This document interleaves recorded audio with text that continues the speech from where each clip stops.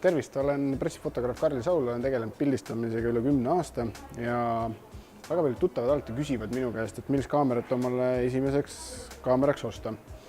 Ja minu vastus on kohati väga lihtne, et alati uuri, millised kaamerad on su sõpradel olemas, et kui neil on olemas Canon, on väga hea osta Canoni kaamera, kuna need objektiivid, mis siin ees on. Vahel on sõpradel selliseid objektiive, mida saaks aeg-ajalt kasutada ka ise pildistamisel, et kas siis suuri teleobjektiive või siis lainurkasid. Ja samamoodi on nagu Nikoniga, et kui sul on Nikoniga väga paljud tuttavatel olemas, siis soovitaks Nikonit. Aga tegelikult teine asi on ka veel, mis on nagu igalühel isiklik asi, on see, et milline kaamera sulle endale nagu tegelikkuses kõige rohkem meeldib ja millist on sul kõige mugavam käsitleda. Et näiteks Canonil on olemas siin tagaekraan, mis on liikuv ja sellega on väga hea filmida.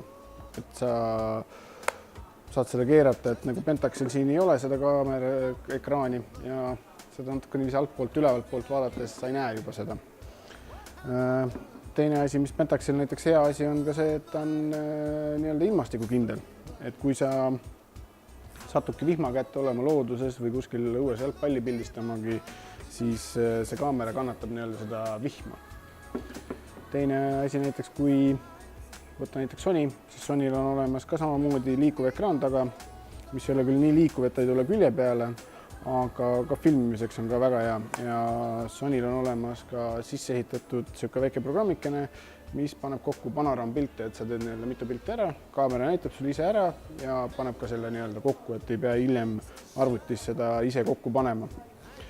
Nikonil on näiteks eeliseks on see, et kui siin kõik teised kaamerad on 16–18 megapikslit, siis Nikonil on olemas 24 megapikslit, et vahel on ka need megapikslid on sellised asjad, mis loevad.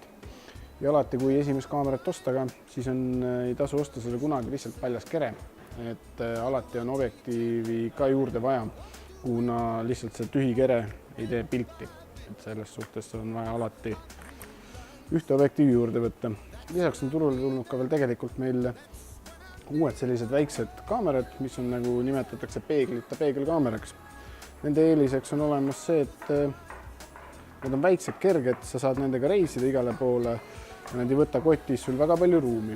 Ja teiseks on nendega alati võimalik see, et tänu vaherõngale on võimalik kasutada ka ükskõik milliseid objektiive selles suhtes, et kui on sõbral olemas sellised profiobjektiivid, siis täiesti vabalt on võimalik neid kasutada. Lisaks, kui te alati ostate omale kaamera, on vaja osta juurde ka mälukaarte, et kaameratega koos ei tule need mälukaardid ja nendel on mõningad asjad, mida tuleks silmas pidada. Mul on see näiteks 16-gigane, mis on suuremahuline ja 8-gigaline, mis on veidike väiksem, aga 16-gigane on klass 4 kaart, mis on aeglane tegelikkuses ja 8-gigane on klass 10, mis on kiire. Ja mille puhul see on oluline, on see, et kui te näiteks filmite, siis klass 4 ei suuda seda kõik alati vastu võtta ja hakkab hakkima. Ja ka klass 10 on kiire kaart, millega on võimalik alati kõik see video pool vastu võtta. Ja teine asi, mis on veel ka, mida jälgida on, kui palju pildistada sporti või selliseid kiiremaid pildistamisi, siis ka samamoodi, et kui klass 4 kaart on olemas, siis kaamera võtab puufrisse kuskil keskmiselt läbi niiviisi 15–20 pilti ja see salvestamisaeg, mis kaardile läheb, on pikk. Aga kui on klass 10, on see kiire ja sa saad see puufrisse võtmise aeg, mille kaamera ei pildista, saad seda kiiremini tühjaks. Teine asi veel, mis on ka veel, mille järgi kaarte osta, on need megabaidid sekundis. Et siin on 60 megasekundis võtab ta vastu ja see tähendab seda, et kui kaamera full HD-na filmib kuskil 21–22 megasekundis, siis see on 3 korda suurema kiirusega ja ta võtab selle vastu.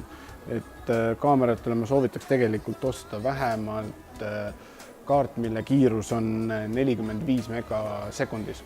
Et see on 2 korda suurem, kui kaamera ise jõuab toota filmi.